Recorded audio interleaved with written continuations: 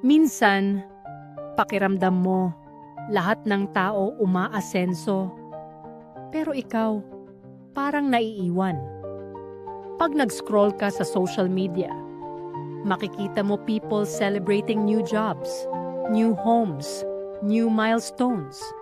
And quietly, deep in your heart, you ask, Lord, kailan naman yung sa akin? Pero kapatid, being delayed doesn't mean being denied. At ang tahimik na season, hindi ibig sabihin walang ginagawa ang Diyos. Sabi sa Habakuk 2:3, though it linger, wait for it. It will certainly come and will not delay. Kung may pinanghahawakan ka, may ipinangako ang Diyos, and God never forgets His promises. Minsan, God works the deepest in the quiet seasons.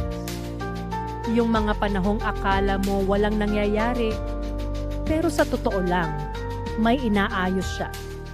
Siguro this is your season of preparation. A season where God is shaping your heart, stretching your faith, strengthening your character. Sa John 13:7 sinabi ni Jesus, you do not realize now what I am doing, but later you will understand. Kung hindi mo man makita ngayon, kung parang walang progress, kung pakiramdam mo hindi ka enough, hindi yan ang totoo. God is working behind the scenes. He is aligning the right people, the right opportunities, the right timing. At tandaan mo rin ito, comparison steals peace. Sabi sa Galatians 6:4, each one should test their own actions without comparing themselves to someone else. Your journey is unique.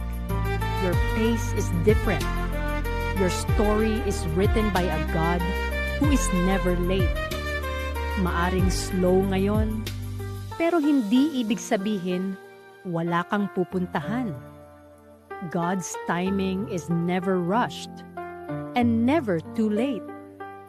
At kahit hindi mo makita ang resulta, may ginagawa siya sa puso mo. Healing, refining, preparing. Kaya huminga ka. Rest in His promise. Your time will come. And when it comes, you will look back and say, Lord, worth it. Lahat ng paghihintay. Lord, when I feel left behind, teach my heart to trust your timing. Fill me with peace while I wait. Help me remember that delay is not denial, and that your plans for me are always good. Strengthen my faith in this quiet season. Remind me that you are working even when I cannot see it. I rest in your promise, and I trust your heart. Amen.